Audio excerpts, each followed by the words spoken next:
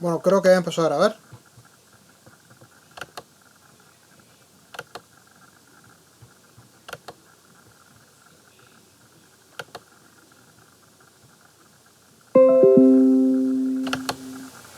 Muy bien.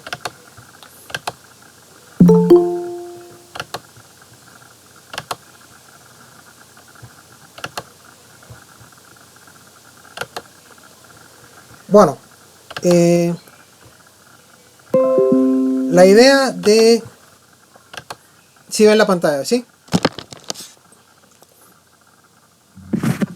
Sí, sí se ve, profe. Perfecto. Bueno, la idea sería entonces, cuando veo una integral definida, como esta, desde el punto de vista numérico, el enfoque que se busca es sustituir la función por un polinomio. En este caso, el polinomio que mejor, por así decirlo, aproxime a la función. Entonces, por ejemplo, me voy rápidamente a mi pizarroncito.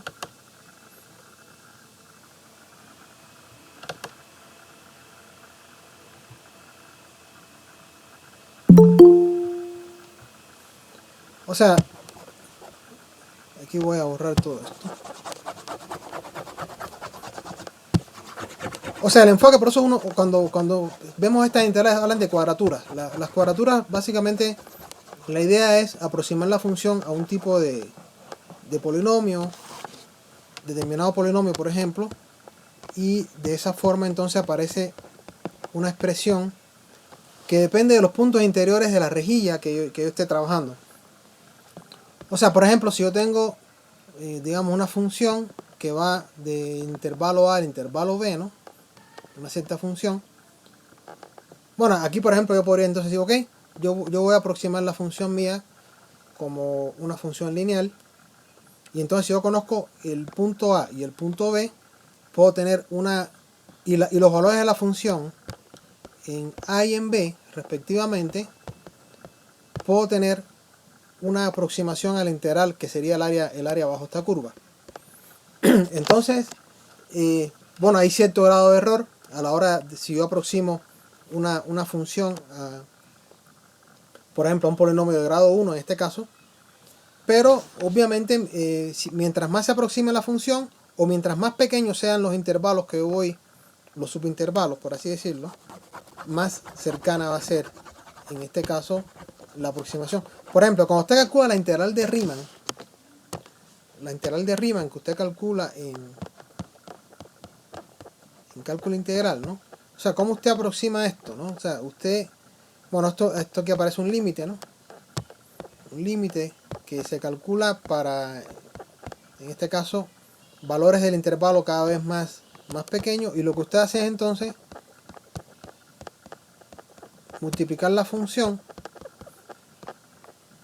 Esto entonces, acá lo que usted está considerando es que la función, usted divide, si yo tengo una función así, digamos, ¿no? Yo lo que hago entonces es que voy haciendo una serie de subintervalos, ¿no? Una serie de subintervalos. Y fíjense, en este caso, para la integral de Riemann, la aproximación de la función es una función constante. O sea, en cada uno de los subintervalitos estos, digamos que A1, A2, A3, A4, A5, para cada subintervalo mi función es constante. Entonces fíjense, ya desde aquí entonces empieza este tipo de enfoques, ¿no? O sea, acá yo considero que la función es constante porque yo la aproximo a rectángulos.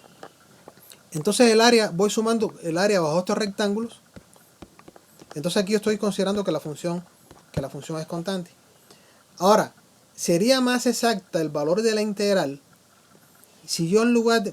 Ok, mientras más pequeño sea, en este caso, el ancho de la base de cada uno de estos rectángulos, más exacto va a ser el resultado.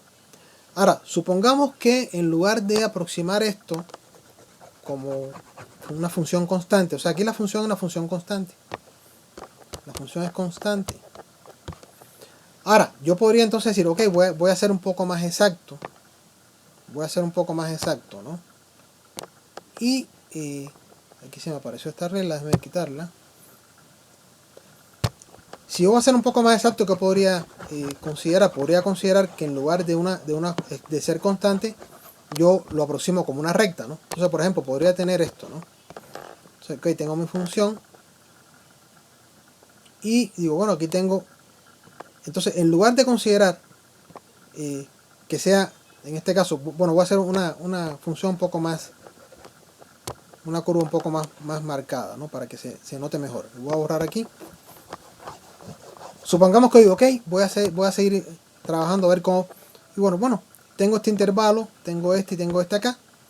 Y bueno, en lugar de ser constante, lo considero una recta. Una recta.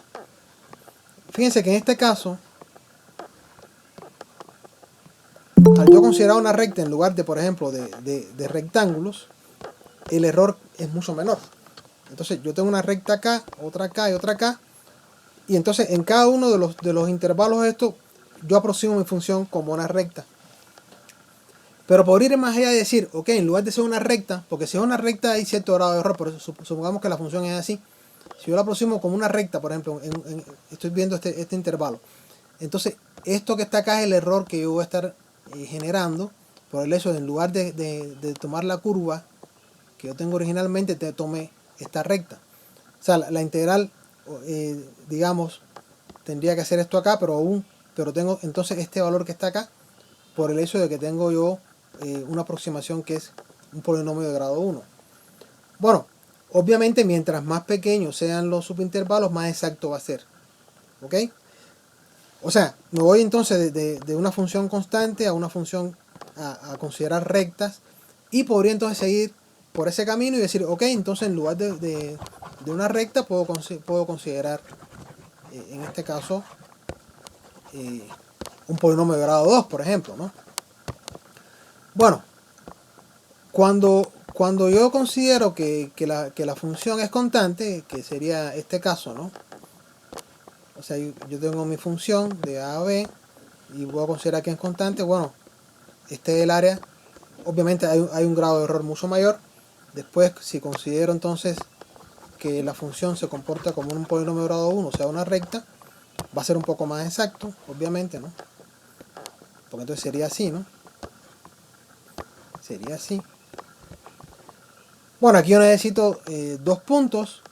O sea, para yo calcular la ecuación de una recta, yo necesito 2 puntos por los cuales pase esa recta.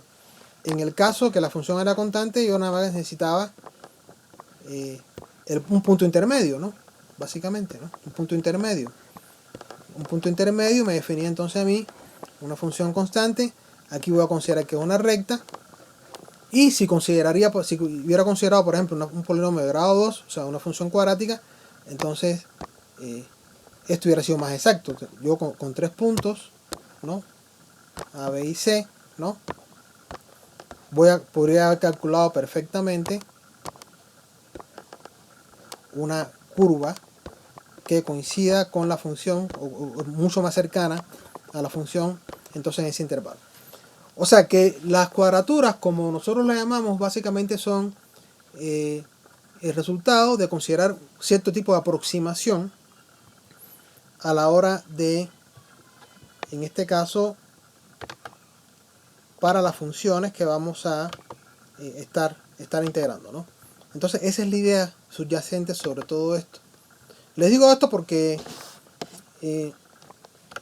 vamos a limitarnos solamente al caso del trapecio, en este caso el trapezoide, que lo que está asumiendo, en este caso, en la regla del trapezoide, es que el polinomio es de grado 1, o sea, es una recta, ¿no?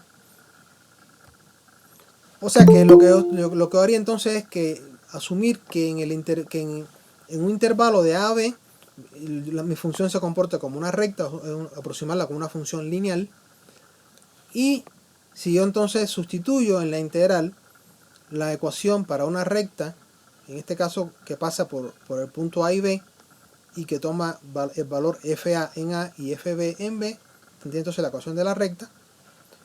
Si yo sustituyo la ecuación de la recta en este caso aproximarlo de la integral, con un polinomio de grado 1, e integro esta función que está acá, lo cual se puede hacer. Ahorita vamos a hacer una deducción un poco más diferente, pero que es equivalente. Y obtengo entonces una cuadratura. O sea, en este caso, la integral de la función. Bueno, aquí puse el polinomio de grado 1, por eso pongo igual. Ahora, si es la función que está aproximada con el polinomio, entonces aproximadamente el valor de la integral sería b menos a sobre 2 por f en a más f en b. Entonces, esta es la fórmula del trapezoide. O sea, este es el resultado de la integral de f en x de a a b, asumiendo que en el intervalo de a a b la función la aproximo con una recta que pasa por el punto A y el punto B. Ahora, o sea que en cada intervalo, yo puedo tener un intervalo y se puede, ok, mi función es una recta. Ahora, lo que puedo hacer es, tal y como acabamos de ver acá, ¿no? O sea, yo puedo, entonces, déjenme cargar mi pizarroncito de nuevo.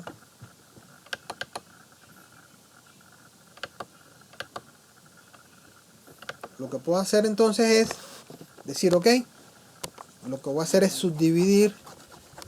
Si tengo un intervalo, lo puedo subdividir en pequeños subintervalos, y en cada subintervalo voy a aplicar esta regla. O sea, en general yo digo, ok, si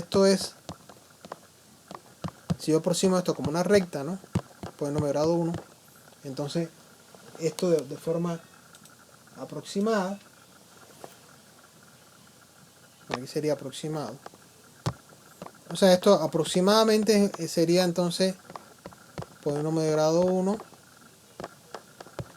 sería entonces b menos a sobre 2 por f en a más f en b. Ahora, lo que puedo decir, ok, entonces, si yo tengo una función, cualquiera que sea, yo puedo entonces subdividir esto, y en cada subintervalo, digamos, esto es A1, este es A2, A3, A4 y A5. Para cada subintervalo, aplico esta regla. Y entonces, bueno, aquí es una función lineal, aquí es lineal. En lugar de ponerlo lineal en uno que va de A1 a A5, de A1 a A2 como lineal, calculo. De A2 a A3 como una función lineal, calculo usando esta regla. De A3 a A4 asumo una función lineal. Y obviamente entonces el grado de error va a ser mucho menor. Y mientras más pequeños sean esos subintervalos, más exacto va a ser el resultado que yo voy a obtener. O sea que básicamente la idea entonces es dividir el intervalo en pequeños subintervalos y aplicar la fórmula del trapezoide. En la fórmula del trapezoide ya vimos que es esta. ¿Ok? Para cada uno de los subintervalos entonces aplico la regla y tendría entonces una suma. Bueno, por las reglas de integración, yo sé que la integral de a a b, si yo lo subdivido, es igual a la suma de las integrales para cada intervalo. O sea, bueno, de cálculo integral lo sabemos. Si yo tengo un intervalo y lo divido en varios intervalos, entonces la suma de las integrales es igual a la integral del intervalo total. Y cada una de estas funciones, en este caso, se pueden calcular entonces como una sumatoria. Bueno, aquí hay un error. En este caso tendría que haber puesto...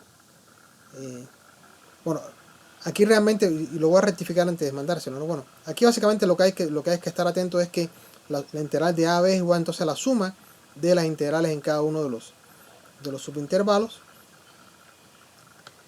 Y en cada subintervalo se calcula como la función en los límites del intervalo por b menos a sobre 2. Ahora, ¿quién es b menos a sobre 2? En este caso, b menos a, bueno, b menos a entre n, donde b son los límites del intervalo grande, n es el número de subdivisiones, entonces h sería entonces la longitud de cada subintervalo. O sea, ¿cómo sería? Me voy acá. O sea, yo tengo entonces yo tengo un intervalo grande que va de A a B.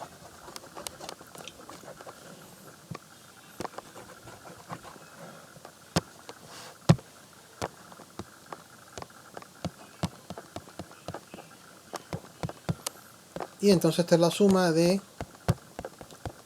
n, el número de subintervalos, ¿no? Obviamente, ¿no? La suma de todas estas integrales, ¿no?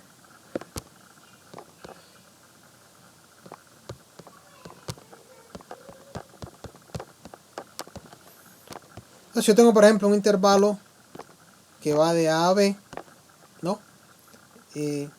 H sería, bueno, aquí por ejemplo n es igual a 3, es el número de subintervalos. Tengo 1, 2 y 3. Entonces sería B menos A entre 3. Esta es la longitud de cada uno del intervalo. Entonces por aquí sería, por ejemplo, A sub 1, A sub 2, ¿no? O lo que sea, ¿no? Bueno, aquí lo pusimos como X sub J, ¿no? Como X sub J, ¿no? Bueno, podría ser en este caso, vamos a siguiendo la notación que tenemos acá. X sub J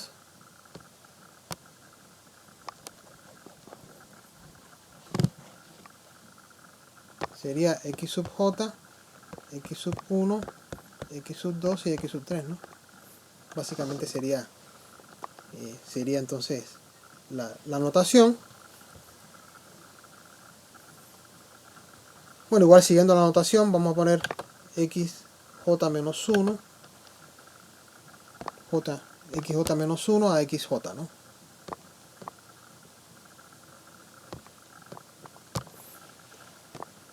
Y cada uno de estos subintervalos tiene longitud h. Tiene longitud h, ¿no? Que es lo que tenemos acá.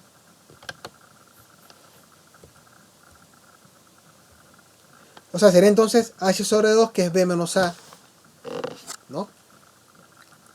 Entre 2, bueno, en este caso serían solamente 2 subintervalos, por ejemplo, ¿no?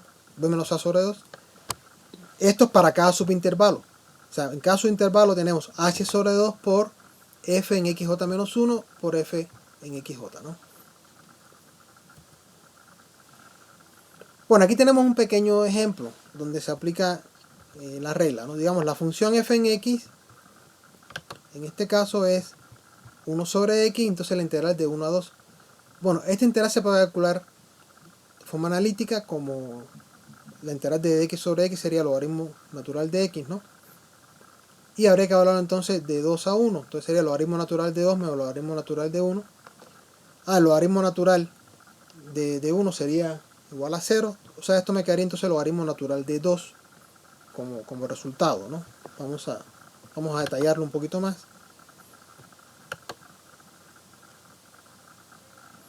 Obviamente ponemos un ejemplo que se puede hacer de forma analítica para contrastarlo con el resultado numérico. Sería la idea.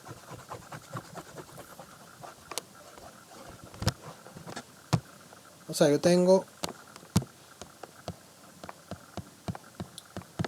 entonces el logaritmo natural de x, ¿no?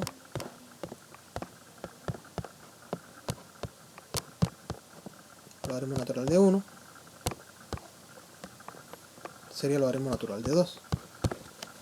El resultado de enterarse del logaritmo natural de 2. Bueno, vamos a hacer todo así muy rigurosamente. Evalúo el logaritmo natural de 2. Voy a poner formato largo para que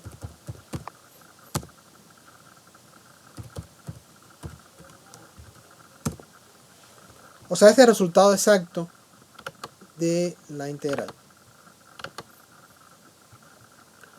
Lo que queremos ahorita entonces es aplicar la regla de trapezoide al cálculo de esa integral, pero utilizando en este caso 2 subintervalos y 4 subintervalos respectivamente, ¿no?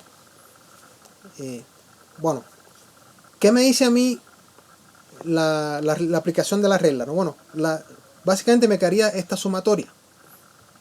O sea, estoy sumando n términos, uno por cada n integrales, una integral por cada subintervalo. En este caso, si tengo dos subintervalos, sería entonces h sería la longitud de h sobre 2, h es la longitud de los subintervalos. En este caso, como el intervalo va de 1 a 2, el valor de h sería 2 menos 1 sobre 2, ¿sí? 2 menos 1 sobre 2. Vamos a... Bueno, ahí la presentación estaba bastante bien detallado, pero lo podemos escribir de nuevo. O sea, en este caso la función se está integrando de 1 a 2, ¿no? Y tengo entonces dos subintervalos. Uno que va de 1 a 1.5, o sea, n es igual a 2. Este es el número de subintervalos. Yo tengo dos subintervalos. Uno que va de 1 a 1.5 y el otro que va de 1.5 a 2. La longitud de los subintervalos sería es b menos a sobre 2, sería entonces 2 menos 1 sobre 2 sería igual a 0.5. Entonces tengo que sumar las integrales. Las integrales las tengo que sumar para el primer subintervalo y para el segundo subintervalo, o sea, la cuadratura.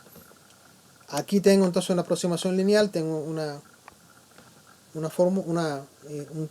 regla de trapezoide aplicada a este subintervalo, más la regla de trapezoide aplicada al segundo subintervalo, ¿no? Esa sería la idea, ¿no? O sea que h, en este caso el valor de h sería un medio. Cada subintervalo mide en este caso 0.5. Cuando usted aplica entonces la regla del trapezoide, para este caso,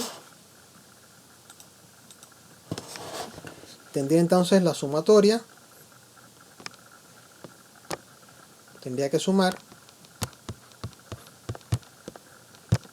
0.5 sobre 2, que sería h sobre 2, y tendría entonces que la función en f en 1 más la función en f en 1.5.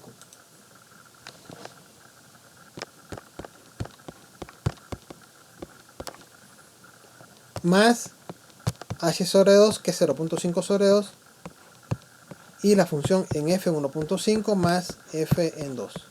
Entonces, la suma, en este caso la suma de... Disculpen. La integral de 1 a 2 sería entonces la suma de estos dos términos, ¿no? Si me voy, vamos acá, ¿no? O sea, tengo tres puntos, ¿no? Son dos subintervalos y tres puntos que delimitan esos subintervalos, que son x0, x1 y x2. Entonces sería 0.5 en f en x0 más f en x1 más 0.5 sobre 2 nuevamente por f en x1 más f en x2. O sea, los intervalos tienen longitud 0.5, tal y como estoy indicando acá. Y tengo un sumando para cada subintervalo. Si tengo dos subintervalos, tengo dos términos en la sumatoria. Bueno, tal y como habíamos visto acá, ¿no? O sea, yo tengo la integral sería entonces de 1 a 2, que es el número de subintervalos. H sobre 2 es 0.5 entre 2. Y me queda entonces la aplicación de la fórmula, me quedaría así, de esta forma. Obviamente si quiero aumentar el número de subintervalos, tendría entonces que tendría 4 términos en la sumatoria. Ahora, yo, bueno, fiel a nuestra filosofía, lo que hice fue programar una función que me calcula, precisamente me aplica esta fórmula. La función como tal, bueno, vamos a discutir acá un poquito. Bueno, fíjense, primero que todo yo voy definiendo el delta t de x, el ancho de los subintervalos, sería entonces b menos a entre n. Bueno, f en x es la función, a y b es el intervalo grande, el intervalo total, por así decirlo, n es el número de subintervalos a la hora de yo calcular la integral. Bueno, aquí se explica, está comentariado. Bueno, aquí defino los límites de los subintervalos. Si yo tengo 2, n igual a 2, tendría tres valores que delimitan, ¿no? Si n igual a 2 sería x0, x1 y x2. Aquí entonces, en este ciclo se definen los límites de los subintervalos. Y aquí entonces se evalúa la función en cada subintervalo. Bueno, aquí ya establece la sumatoria, ¿no? Delta x sobre 2 por f1 más f2. Esto se calcula para cada subintervalo. Yo podría también haber calculado de forma prácticamente manual el resultado que me piden acá, sencillamente evaluando en 1, 1.5, 1.5 y 2 y calculando la suma. Vamos a hacerlo de forma muy primitiva primero. En este caso la función es 1 sobre x, ¿no? Entonces sería 0.5 sobre 2, 0.5 sobre 2. Si lo voy a hacer manualmente, ¿no? O sea, esto también podría hacerse en calculadora, por supuesto, ¿no? Sería 1, bueno, los límites son 1, 1.5 y 2. Entonces sería, la función en 1 sería 1 sobre 1. La función en 1.5 sería 1 sobre 1.5 más, bueno, voy a copiar acá y lo que voy a hacer es modificar ahí adentro ya, más 0.5 sobre 2. O sea, este es el término para el segundo subintervalo. Ahora se evalúa la función en 1.5 y en 2.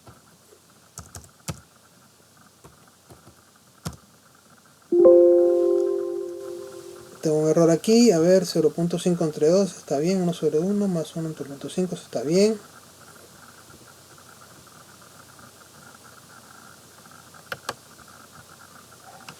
Déjenme ver dónde está el errorcito. Ok, perfecto, bueno, ya.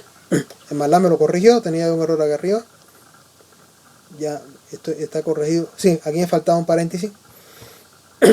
Bueno, entonces me queda 0.7083 como resultado, ¿no? Me queda 0.7083 como resultado. Si yo, en este caso, utilizo dos subintervalos. Como ustedes saben, el valor exacto para la integral es logaritmo natural de 2. Entonces, bueno, como ustedes ven, un valor que ya se acerca de alguna forma, pero bueno, como tengo solamente dos subintervalos, obviamente el grado de exactitud todavía no es tan alto. Bueno, lo que voy a hacer ahorita es entonces usar la función que ya tengo acá. Esta función integral la voy a poner acá.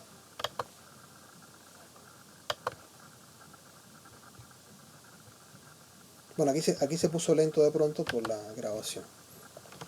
Bueno, aquí hay un error porque no tengo la función todavía definida.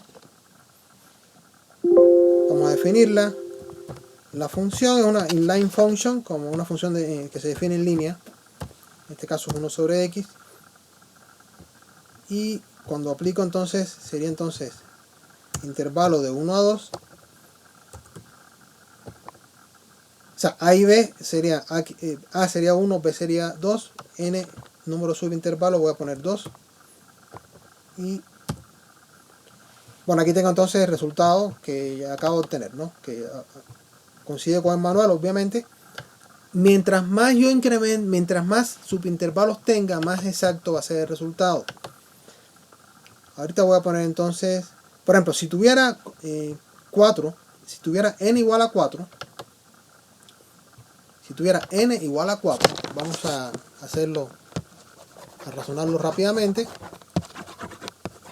El intervalo grande o el intervalo original es de 1 a 2 y ese intervalo yo lo subdividí en 4, ¿no? Entonces, si n es igual a 4, entonces h sería 2 menos 1 sobre 4, ¿no? Sería entonces un cuarto. Sería 0.25. ¿Sí? Y tendría entonces 1, 2, 3 y 4. Entonces sería acá 1, aquí sería 2. Y aquí sería entonces 1.25, ¿no? 1.5, 1.75 y 2. Entonces ya tendría 4 subintervalos que mide cada uno 0.25. Y tendría que aplicar la regla de trapezoide para cada uno de estos subintervalos. Entonces yo tendría, por ejemplo, el primer término sería 0.25 sobre 2, ¿no? Por f en 1 más f en 1.25, ¿no? Más 0.25 sobre 2, ¿no? Por f en 1.25 más f en 1.5 y así. Me faltarían dos más, ¿sí? No lo voy a hacer, ahorita yo tengo mi función. Lo que voy a hacer es sencillamente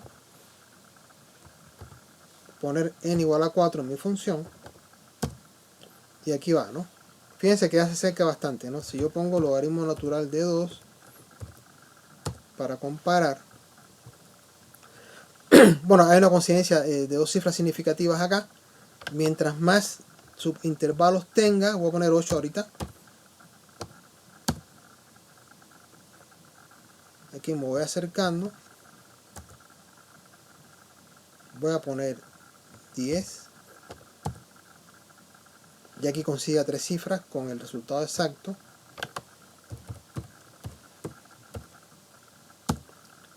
Bueno, voy a poner 100. Obviamente,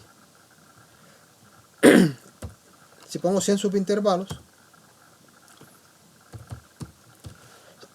disculpen, si pongo 100 subintervalos veo que ya es mucho más cercano. Hay una coincidencia a 4 cifras.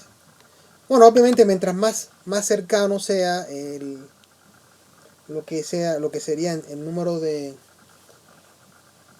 aumento el número de subintervalos, más cercano hace a la función original, porque en cada subintervalo la recta se va a aproximar mucho más a la función que yo estoy trabajando. Entonces ahí voy a tener un grado de exactitud mucho mayor, ¿no? ¿Cómo se puede seguir generalizando esto? Bueno, lo otro que usted puede hacer entonces es que, por ejemplo, en lugar de considerar, por ejemplo, si la función fuera lineal, yo tendría el resultado exacto, ¿no? Obviamente, ¿no? Por ejemplo, si yo calculo, si mi función f en x, voy a poner f recta, voy a poner una recta, ¿no? Como f en x igual a x, ¿no?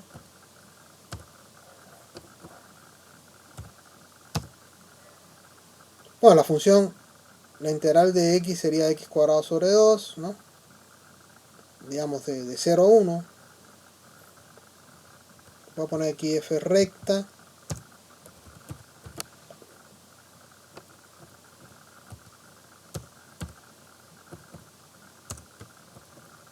Voy a poner n igual a 1.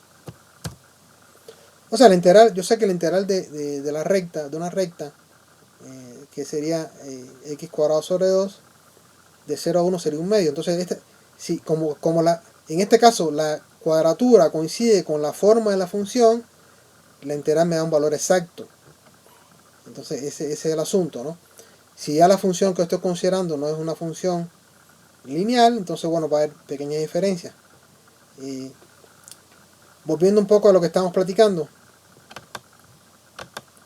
el siguiente paso en este enfoque sería, ok, ahorita entonces en lugar de considerar que la función que está acá adentro, en lugar de aproximarlo a una recta, lo puedo aproximar a una función de grado 2. Entonces tendría una función, bueno, como una recta, ya vimos, una función constante la defino con un solo punto, una recta la defino con 2 puntos. Por lo tanto, yo tengo a, f en a y f en b. Si yo considero un polinomio de grado 2, en lugar de una función lineal, polinomio de grado 2, entonces necesitaría 3 puntos. Y entonces tendría otra cuadratura. En lugar de esta cuadratura sencilla, que es la famosa regla de trapecio, tendría una cuadratura que depende en este caso, de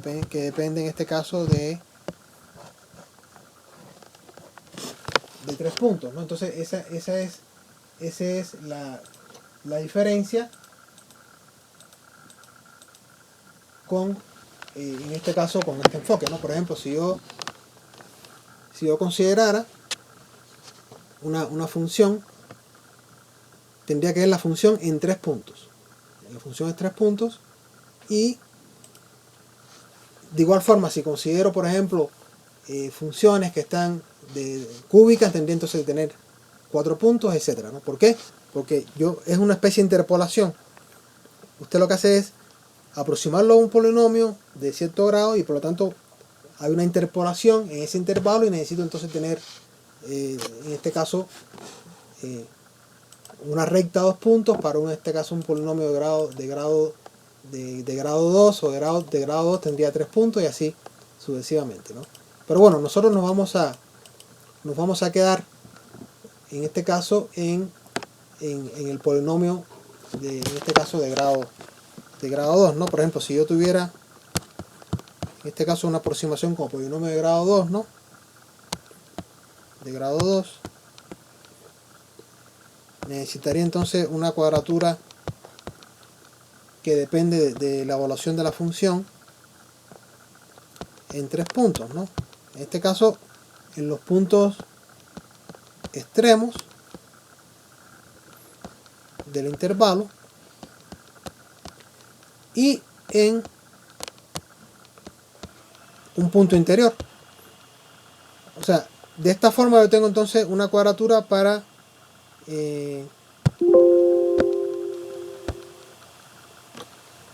ver, un segundito que tengo un problema acá. Bien.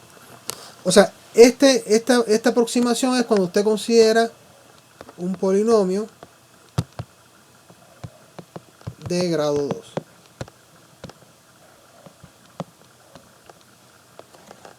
¿Por qué? Porque en este caso, para una recta yo con 2 puntos resuelvo mi problema, pero si son un polinomio de grado 2, necesito 3 puntos: el punto A, el punto B y el punto A más B sobre 2.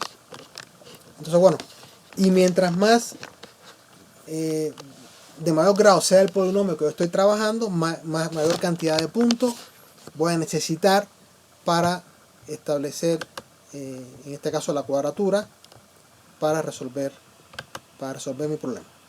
Entonces, esa es la idea fundamental de lo que sería la integración. Vámonos a regresarnos.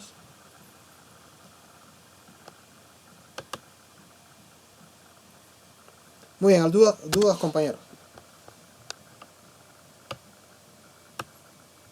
No, profe. Bueno, el programita igual se los voy a poner en la plataforma para que lo descarguen y lo utilicen también. Repito, vamos posiblemente les documente lo que sería la fórmula, en este caso la cuadratura para cuando en este caso los polinomios tienen grado 2, para que también la tengamos. Y bueno, esto sería en resumen lo fundamental de lo que respecta a integración. Como ustedes ven, es muy sencillo, ¿no? Aquí no vamos a ver splines ni cosas muy complicadas ni nada por el estilo, porque no tenemos el tiempo, ni tenemos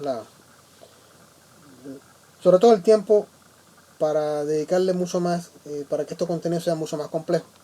Lo que voy a hacer entonces es pasarle información adicional, lo que sería como, por ejemplo, yo puedo hacer una cuadratura un poco más complicada, asumiendo que el polinomio sea un polinomio de grado 2. Y tendríamos entonces otra cuadratura, que es la cuadratura de Newton. Y ya con esto terminaremos la parte de integrales.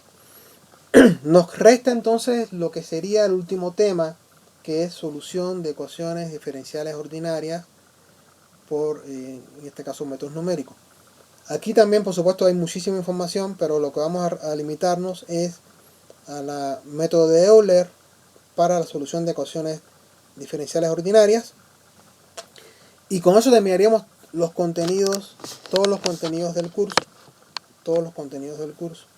Entonces, resumiendo un poco, nos resta la tarea que ya está disponible el día de hoy, el examen parcial, que yo creo que nos quedaría para el mes de enero, terminar el tema de solución de ecuaciones diferenciales ordinarias, y ya con eso estaríamos concluyendo el curso. Entonces, bueno, sí, los exhorto que vayan. Entre hoy y mañana voy a responder las dudas de algunos compañeros que me han enviado correos respecto a sus proyectos, pero bueno, sí les exhorto que vayan trabajando proyectos desde ahorita. También la tarea de examen que les acabo de dejar, a ver si la pueden completar antes del viernes, ¿no? Que es la fecha límite que les puse, ¿no? Entonces, bueno, por mi parte sería todo el día de hoy, compañeros. Si alguna duda, pues la podemos discutir en este momento.